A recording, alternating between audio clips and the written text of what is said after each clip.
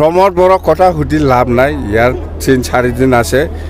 আমাৰ existing MCLA Mrityunjay Narzary ডাঙৰীয়াই স্পষ্ট জিকাটো 100% স্পষ্ট, ইয়াত কোনো ডাউট থাকিব নালাগে। হয় UPPL বা BJPয়ে চেষ্টা কৰি আছে, ইহঁতে নিজকে জিকাবৰ কাৰণে UPPLও চেষ্টা কৰি আছে, BJPও চেষ্টা কৰি আছে, কিন্তু চেষ্টা কৰিলেও নহ'ব। চৰাইবিল আমাৰে MCLA আছে আৰু আমাৰ যিটো এক্সিষ্টিং MCLA মৃত্যুঞ্জয় নাৰ্জাৰী চৰাইবিল সমষ্টিৰ পৰা জিকাটো 100%, কোনো ডাউট থাকিব নালাগে।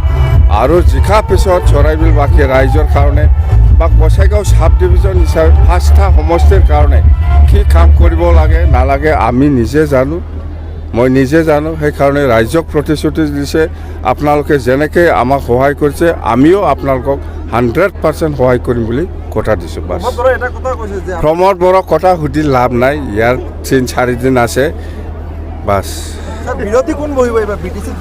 বিৰোধী নাই, চব আমাৰে।